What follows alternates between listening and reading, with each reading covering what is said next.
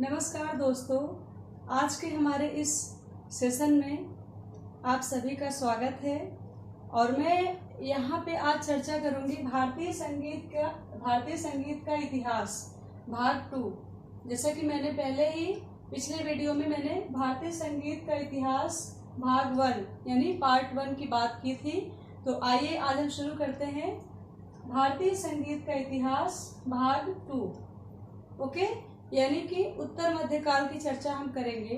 भारतीय संगीत के इतिहास में पूर्व मध्यकाल एंड उत्तर मध्यकाल था। पिछले वीडियो में मैंने पूर्व मध्यकाल की सारी जो भी जानकारियां थी हमारे अपने खुद के पढ़े हुए नोट्स से, जो मैंने अपने नोट्स बनाए हैं वो सब मैंने आपको उसमें बता दिया।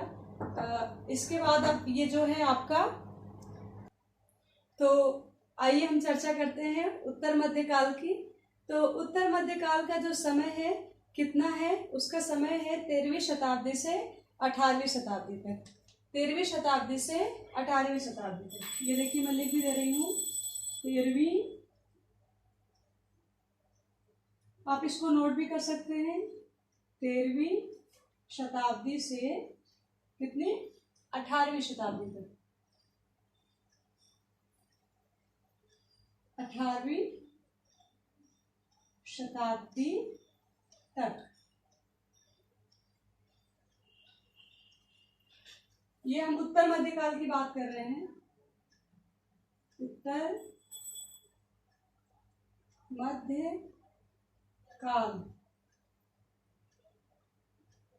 उत्तर मध्यकाल की चर्चा की जा रही है यहाँ पे दोस्तों। उत्तर मध्यकाल तो 13वीं शताब्दी से 18वीं शताब्दी का जो समय माना जाता है हमारा, ये कौन सा काल है, ये उत्तर मध्यकाल है।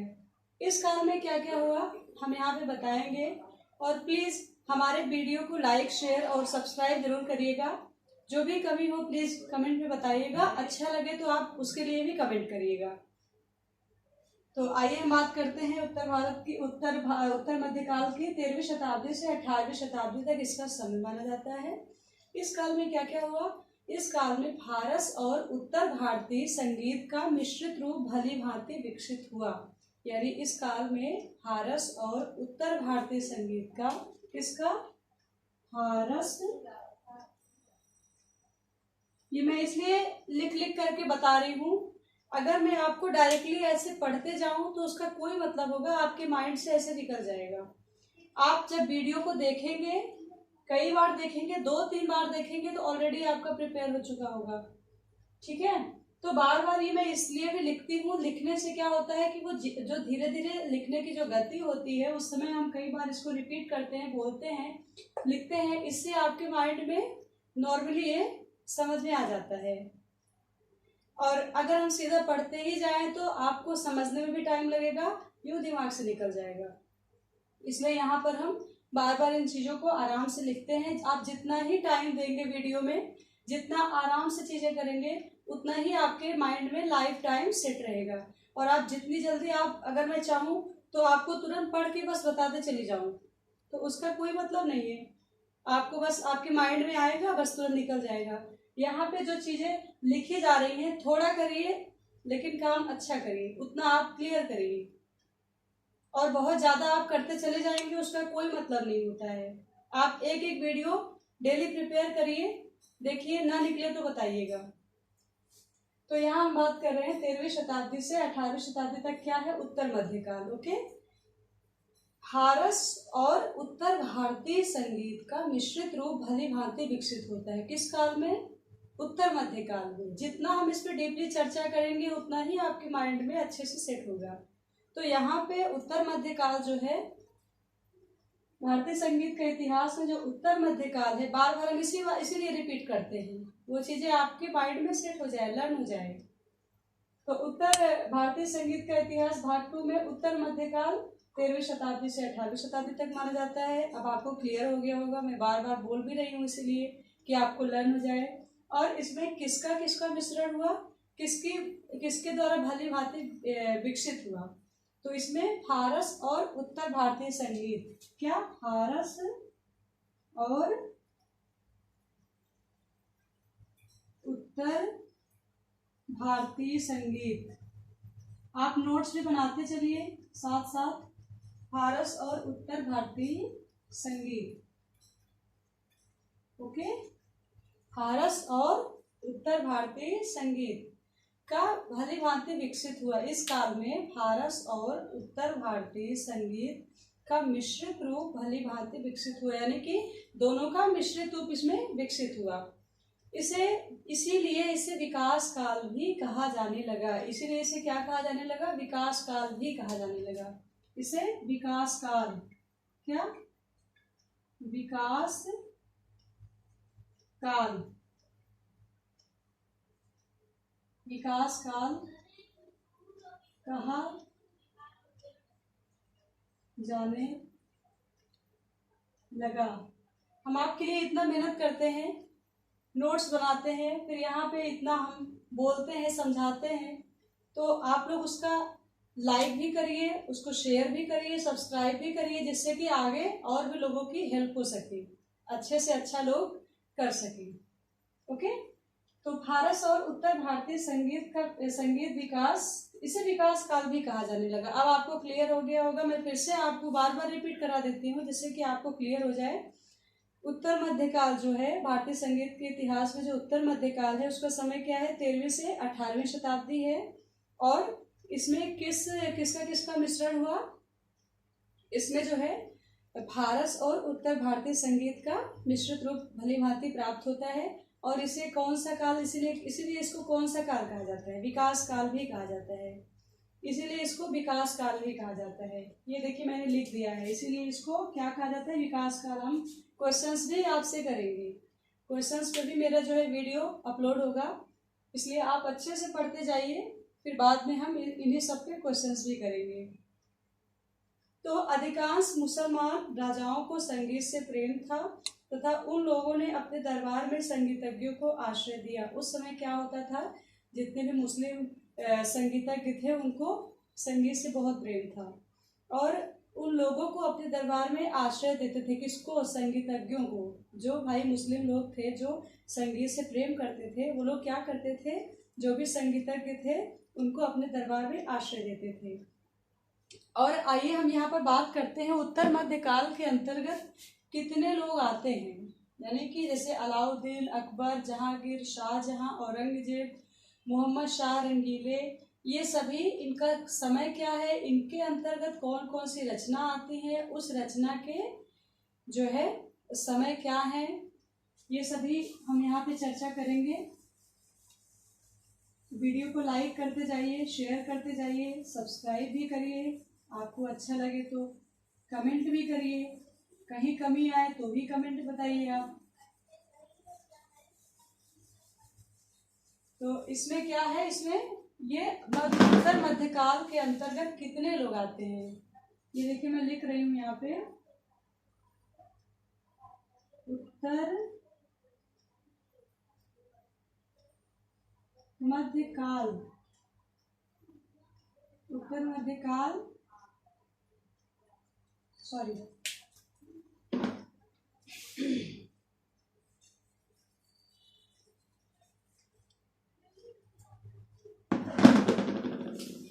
उत्तर मध्यकाल के अंतर्गत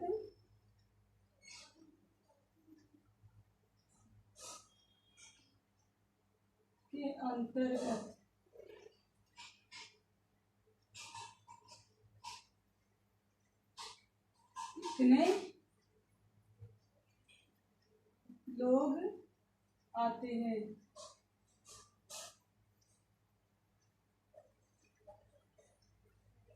कितने? 6।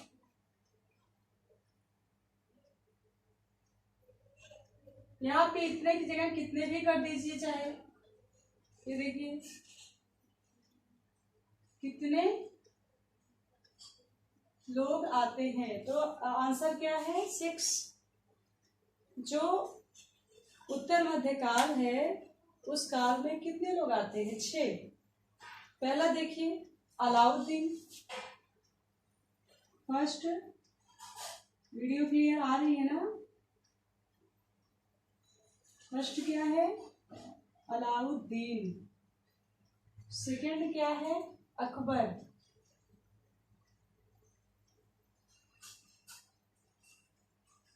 सेकंड क्या है? अकबर, अलाउद्दीन, अकबर, ओके। जहांगीर,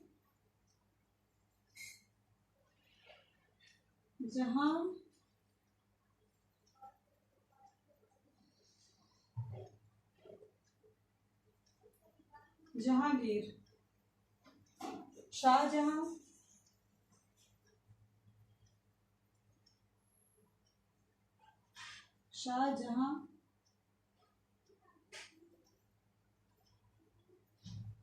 शाहजहां, अलाउद्दीन, अकबर, जहांगीर, शाहजहां, ठीक है। औरंगजेब, मोहम्मद शाह रंगीले,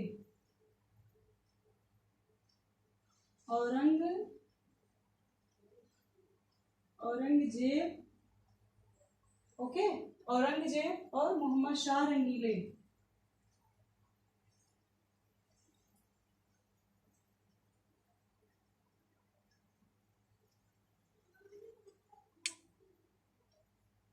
मोहम्मद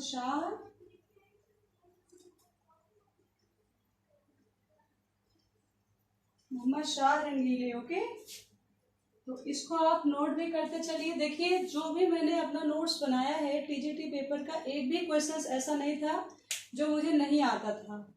मैं जितना आपको वीडियो में बता रही हूँ, अगर आप इतना पूरा प्रॉपर प्रिपेयर कर लेते हैं तो टीजीटी, पीजीटी, टीजीटी, मोस्टली मैं टीजीटी की बात कर रही हूँ, वो तो आना ही आना है, क्लियर करना है आपको।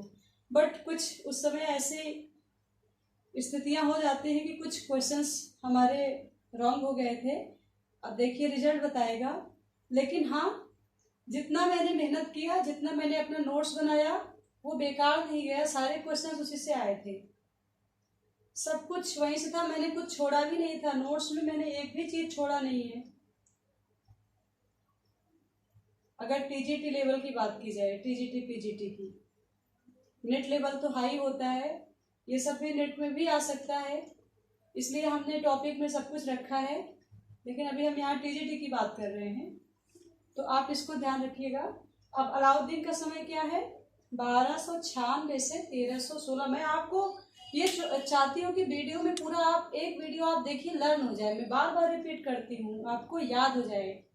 पढ़ तो आप बुक से भी लेंगे, जो चीज पढ़ने में होती है वो आप वीडियो देख करके बहुत जल्दी समझ जाते हैं। अगर कोई चीज आप पढ़ रहे हैं तो उतने समय में आपको 100 में से 75% आएगा। अगर वही आप 2-3 बार वीडियो देख लेंगे तो आपका 100% आ ही जाएगा। और एक जो भी टाइमिंग उसकी चलेगी, सेकेंड वाइज या मिनट, आप उतने में कर लोगे, आधे घंटे में कर लोगे। मान लीजिए एक वीडियो आप प्रिपेयर कर रहे हैं, आधे घंटे में प्रिपेयर कर लेंगे। वही आप अगर बार बार किताब से भी पढ़ रहे हैं, बुक से भी, तो करेंगे, ऐसा नहीं है। लेकिन कभी भी माइंड कहीं और चला जाता है, कहीं भटक जाता है, कहीं कुछ हो गया, कहीं क्या है। तो आजकल मोबाइल से तो बहुत सारी चीज़ें हो रही हैं, इसलिए आप लोग उसका लाभ उठाइए, फ़ायदा देखिए। कितना हमें अच्छे अच्छे काम की चीज़ें देखिए जो आपके काम आए, और बार बार रिपीट करिए। आप कुछ वर्क भी कर रहे हैं तो भी आप लगा दिया, रख दिया, आपको नहीं 100%, 50% तो आएगा, 20% तो आएगा ना। ये मेरा अपना खुद का एक्सपीरियंस है। तो इसलिए आप लोग अच्छे से मेहनत करिए और वीडियो को लाइक, शेयर और सब्सक्राइब करिए।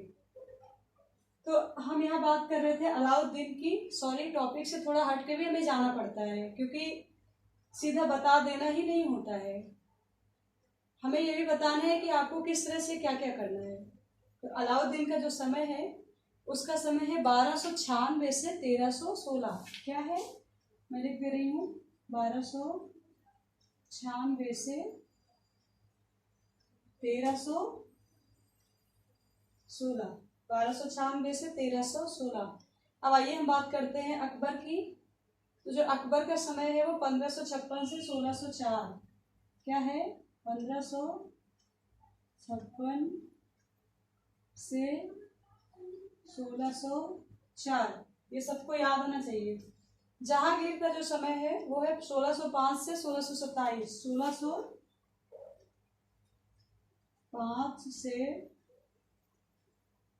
1627, 1605 से 1627, ओके। ये जहांगीर का समय था। और शाहजहां का जो समय है 1627 से 1657।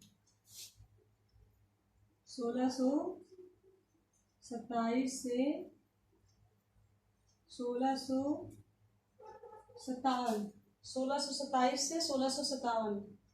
1627 से 1657। आइए हम औरंगजेब की बात करते हैं। तो औरंगजेब का जो समय है 1657 से 1670। 1657 से 1670। 1657 से 1670। ओके। मोहम्मद शाह रंगीले का क्या समय है? 1719 से 1748। 1719 से 1748। ओके। 1719 से 1748। ये आपको क्लियर हो गया होगा। 1 2 3 4 5 6 क्लियर। अलाउद्दीन का जो समय है क्या है? अलाउद्दीन का जो समय है वो क्या है? 1296 से 1316। 1556 से 1604 अकबर का समय है। जहांगीर का समय है 1605 से 1627। शाहजहां का समय है 1627 से 1657। औरंगजेब का समय है 1657 से 1670। और मोहम्मद शाह रंगीले का जो समय है 1719 से 1748। ये आप इसको याद करिएगा। एक बार में मैं कितनी बार भी समझाऊंगी इतनी जल्दी नहीं आ पाएगा। इसको आपको थोड़ा टाइम देना पड़ेगा। ये सन जो होते हैं ये बार बार आप लर्न करेंगे, बार बार बोलेंगे, बार बार लर्न करेंगे। एग्जाम टाइम आप कई बार जाते जाते तक माइंड में रखेंगे तब आपका हो पाएगा। वरना ऐसे आप कई बार करेंगे, नहीं पढ़ेंगे, रिवीजन नहीं करेंगे, सब भूल जाएंगे। आप कितना भी पढ़ लीजिए, अगर आप रिवीजन आप नहीं कर रहे तो उसका कोई भी मतलब नहीं बनता है। ये हमारा खुद का अपना एक्सपीरियंस है। आप पूरा पढ़ डालिए। आप वीक में सैटरडे संडे रिवीजन कर रख लीजिए। बाकी टाइम आप लर्न करिए, एक एक चैप्टर देखिए, एक एक चैप्टर याद करिए, अच्छे से उसको प्रिपेयर करिए। तो देखिए ऐसा कुछ भी नहीं है, इंसान से बढ़ के कोई भी चीज नहीं है। बिल्कुल कर सकते हैं।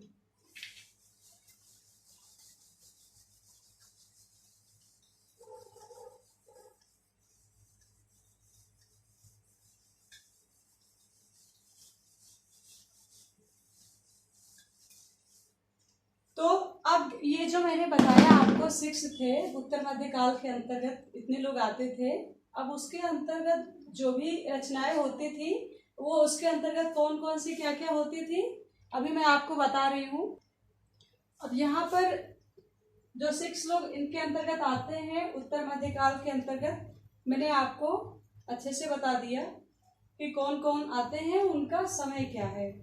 अब इनके अंतर्गत कौन कौन सी रचनाएं आती हैं, कौन कौन से लोग आते हैं, तो आइए हम इसकी यहाँ पे चर्चा कर रहे हैं। तो पहले हम चलते हैं अलाउद्दीन के बारे में। अलाउद्दीन के अंतर्गत क्या क्या आता है, देखिए अलाउद्दीन के समय में क्या क्या आता है, मैं यहाँ लिख देती हूँ।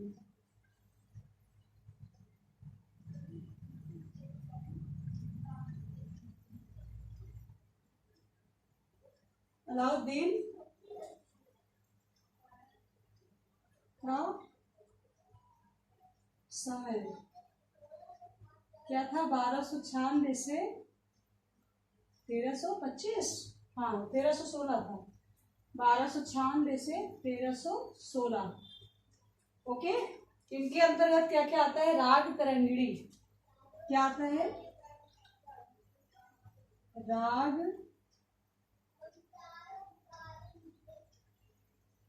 राग तरंगिणी। ओके। दूसरा क्या है? राग तरंगिणी लोचन की है। उसके बाद कल्लीनाथ। कल्लीनाथ भी इनके अंतर्गत आते हैं। कौन कौन? कल्लीनाथ। उसके बाद अमीर खुसरो। अमीर खुसरो। पहले हम इन सब के अंतर्गत जो जो आते हैं उनको बता देंगे, फिर इनके अंतर्गत जो जो रचना आ रही है उसके बारे में भी मुझे बताना है। तो मैंने यहाँ पे अलाउद्दीन का बता दिया है। अलाउद्दीन का जो समय है वो 1296 से 1316 है। और राग तरंगिणी, कल्लीनाथ, अमीर खुसरो इनके अंतर्गत आते हैं। कौन कौन आते हैं 3 लोग? राग तरंगिणी, कल्लीनाथ, अमीर खुसरो। राग तरंगिणी किसकी रचना है? राग तरंगिणी जो है वो किसकी रचना है? लोचन की।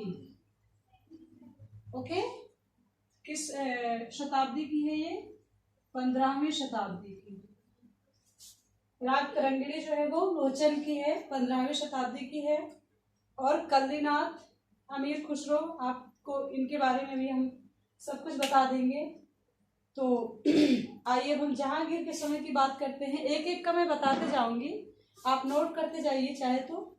उसके बाद में आपको इनके अंतर्गत जो जो रचनाएं आ रही हैं उनको हम बताएंगे। आप ये ध्यान रखिएगा, जो अलाउद्दीन है उनके समय में कौन कौन आते हैं, अलाउद्दीन का जो समय है कौन कौन आते हैं।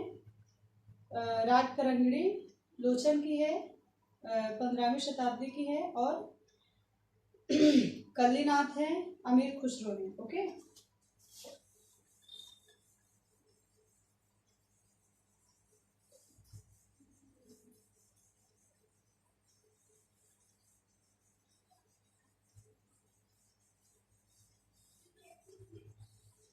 अब आइए हम बात करते हैं जहांगीर के समय के बारे में।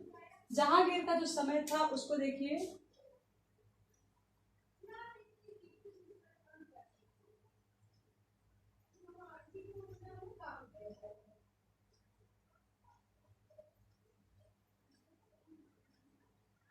जहांगीर का जो समय था उसका क्या समय था? जहांगीर का समय जो था 1605 से 1627। क्या? 1605 से 1627। ओके, जहांगीर का जो समय था 1605 से 1627। इसके बाद इसके अंतर्गत कौन कौन सी रचना आती है? राग विबोध और संगीत दर्पण। राग विबोध पहला क्या है? राग विबोध,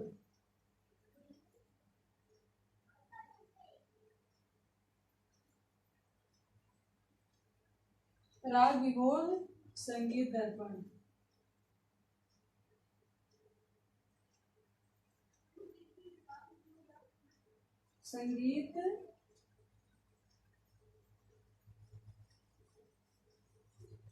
संगीत दर्पण।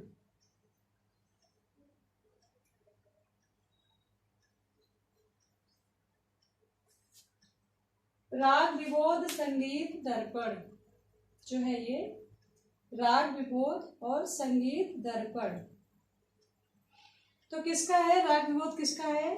सोमनाथ की है, सोमनाथ का है। ओके,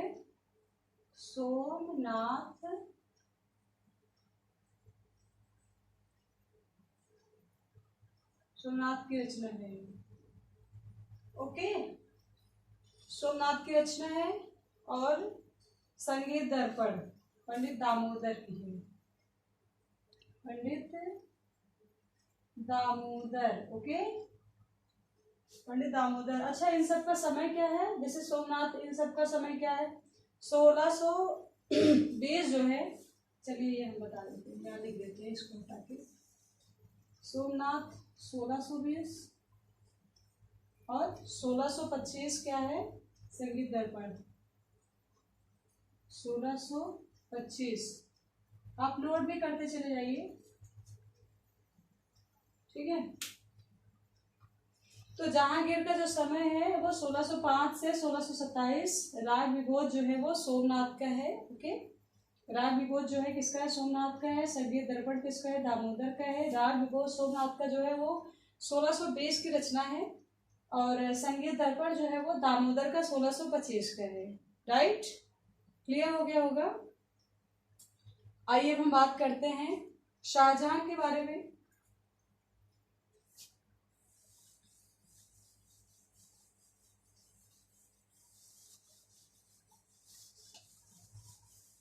शाहजहां, शाहजहां के बारे में आइए बात करते हैं।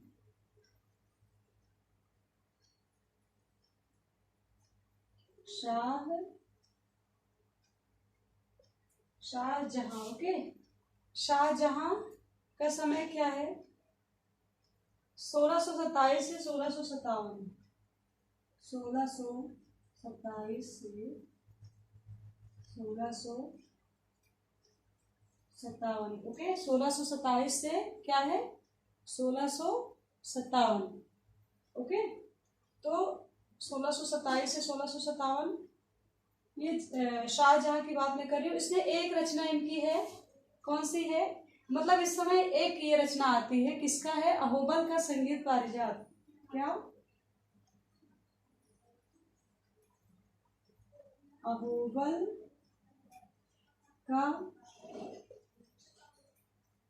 संगीत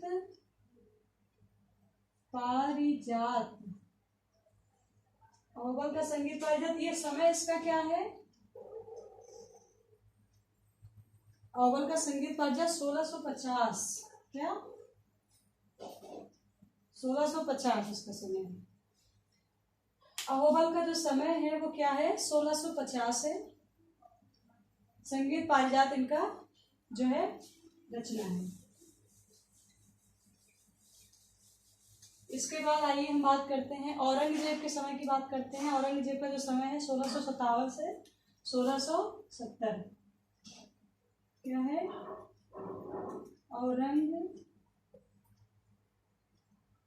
औरंगजेब क्या है? 1657 से 1670। 1657 से 1670। 1657 से 1670 यहाँ पे है। और इनके समय में जो भी रचनाएं आती हैं मैं यहाँ पे आपको लिख करके बता रही हूँ। पहला तो है चतुर्दंडी प्रकाशिका। पहला क्या है? चतुर्दंडी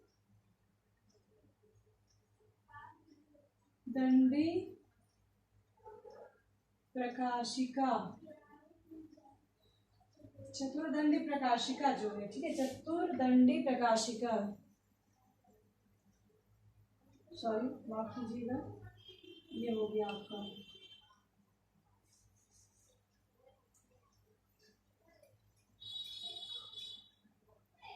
चतुर्दंडी प्रकाशिका वेंकटमखी की है। किसकी? वेंकटमखी।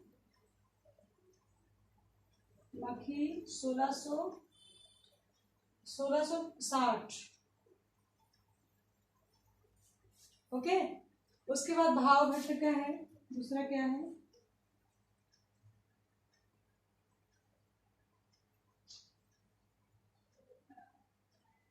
भाव भट्ट का क्या क्या है? अनूप संगीत रत्नाकर।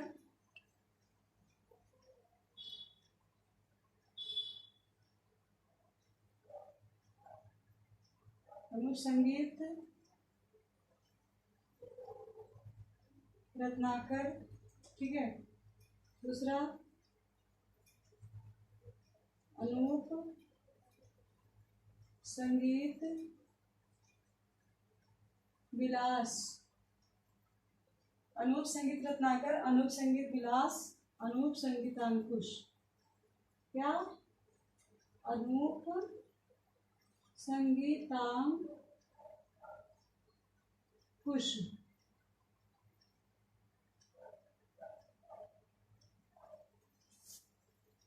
आपको क्लियर हो गया होगा? ये देखिए, सॉरी, तीसरा यहां मैं लिख दे रही हूं। अनूप संगीतांकुश। ओके, अनूप संगीतांकुश।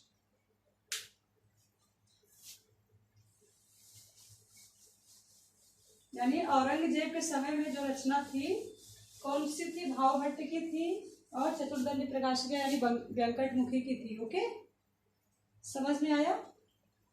और मोहम्मद शाह रंगीले के समय में क्या क्या थी? सदारंग, अदारंग, गुलाम नबी शोरी यानी टप्पा की। ये देखिए, मोहम्मद मोहम्मद शाह रंगीले में क्या क्या है देखिए, सदा रंग, दूसरा आधा रंग, तीसरा यही लिख देती हूँ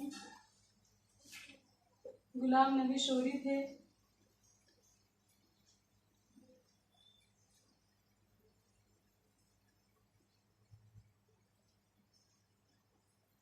गुलाम नबी शोरी। ओके, गुलाम नबी शोरी थे। ये किसके थे? टप्पा के।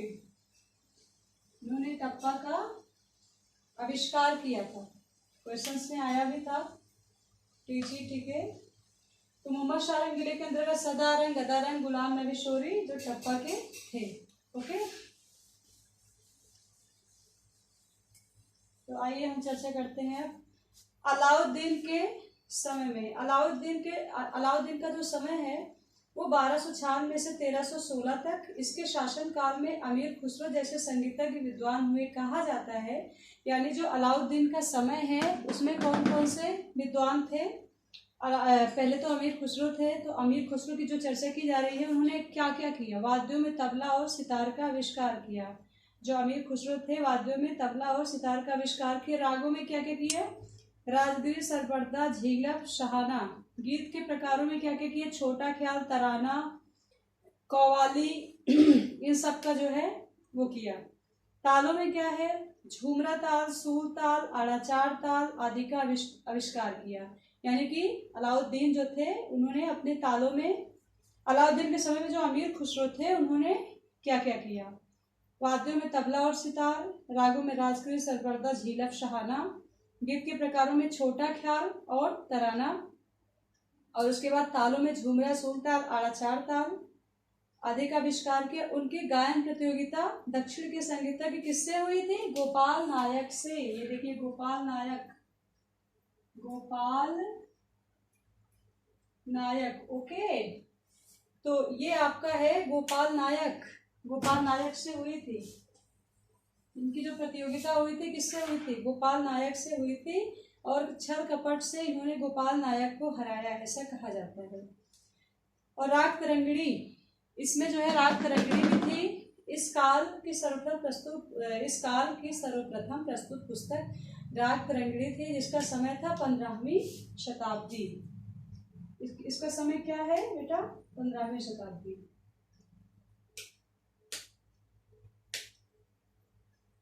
क्या है? 15वीं शताब्दी। यानी कि अलाउद्दीन के समय में जो अमीर खुसरो जो गायक था,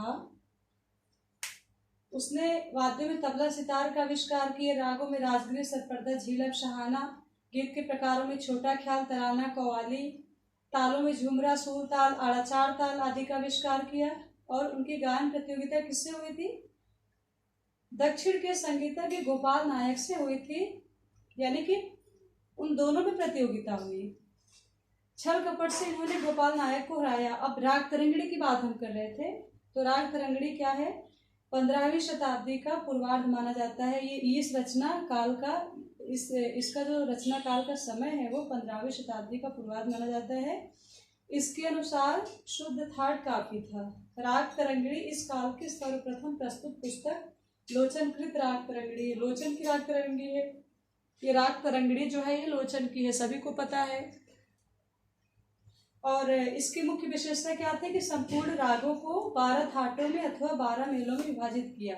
इसकी विशेषता क्या थी? संपूर्ण रागों को 12 थाटों अथवा 12 मेलों में क्या किया? विभाजित किया। 12 थाटों, यानी राग तरंगिणी जो थी वो क्या था? 12 थाटों और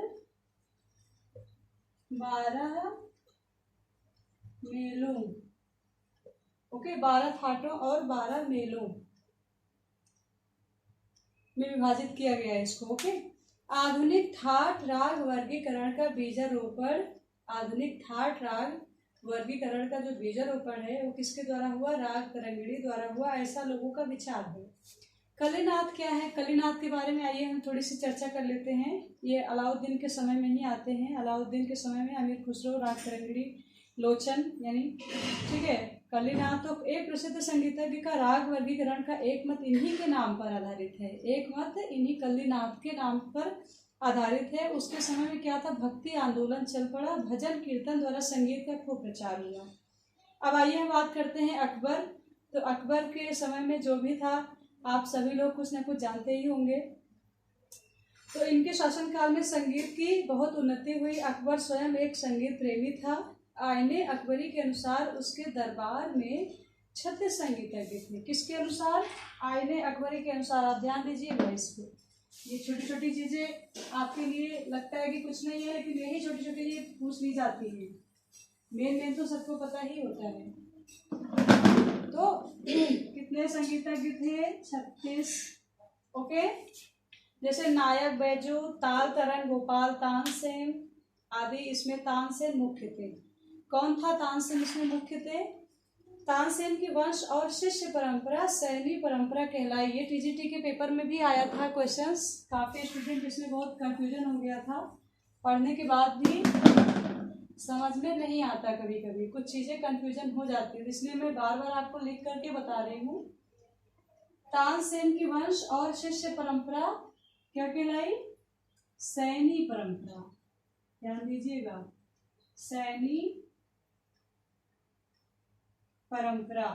तानसेन के शिष्य और वंश परंपरा जो है वो क्या कहलाई? सैनी परंपरा कहलाई।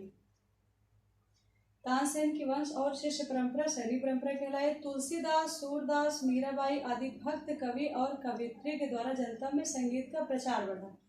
मतलब अकबर के समय में लास्ट में क्या हुआ? तुलसीदास, सूरदास, मीराबाई आदि जो भक्त कवि थे उनके द्वारा क्या हुआ? पूरा संगीत का खूब प्रचार प्रसार हुआ। और आइए हम यहाँ बात करते हैं जहांगीर की। तो जहांगीर का जो समय है, जहांगीर के दरबार में भी कई संगीतज्ञ थे। सन 1620 में दक्षिण के सोमनाथ ने राग विबोध पुस्तक लिखी। 1625 में पंडित दामोदर मिश्र ने संगीत दर्पण ग्रंथ लिखा। मैंने पहले ही सब बता दिया था आपको, एक कॉलम में लिख करके। और शाहजहां की बात करते हैं। तो जो शाहजहां है, शाहजहां के दरबारी संगीतज्ञों के नाम इस प्रकार है। द्विरंग खां, लाल खां। ओके। शाहजहां के दरबारी जो संगीतज्ञ थे, शाह जहां के दरबारी संगीतज्ञ कौन कौन थे? द्विरंग खां, द्विरंग खां, लाल खां। ओके। द्विरंग खां, लाल खां। क्या क्या? द्विरंग खां, लाल खां। मैंने लिख दिया, आप जल्दी जल्दी नोट करते जाया करिए, वरना तो स्पेस भी नहीं होता है। ठीक है। तो अब आइए हम बात करते हैं संगीत पारिजात के बारे में। तो संगीत पारिजात ग्रंथ जो है वो अहोबल का है। अहोबल का ये जो ग्रंथ